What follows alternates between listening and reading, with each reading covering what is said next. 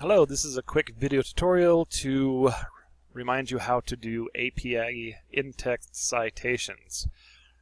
Just about the in-text citations only. So let's take a look at a section from a research paper written in APA. Now you'll notice that in this particular part we have the quote starts here and the quote ends there.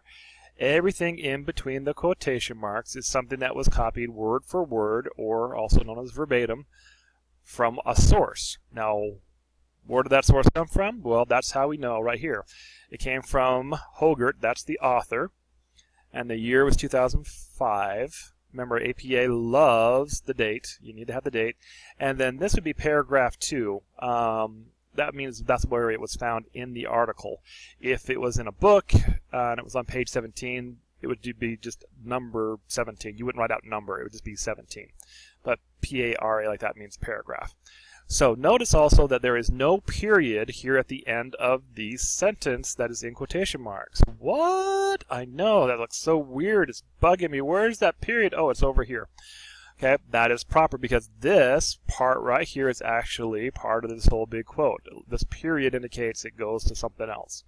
So the period is there, it is not there. So again, this is the information you need: the author's last name, the date, and where in the article it was found. Now, another way you could do that is by looking at it this way. So same quote, okay, but this time we started the quote with the name of the author, Hogarth. Way to go, Hogarth. Notice that we have the date next to Hogarth's name. So the name and the date are like conjoined twins. They always go together, okay, wherever. So you'll notice back here on the other slide, the name and the date go together here. So if we do it this way, the name and the date go up here, okay? Da-da-da-da. Then you have the quote. Now again, there's no period here because then at the end, we're going to have where it would come from at the end. So again, this would be paragraph 2. Again, if it was on page 38, you would just have the number 38. Now, if you are not quoting verbatim or word for word, but you're just kind of summarizing, and you said in a recent study, well, let's kind of go back to this one. It'll be easier to see.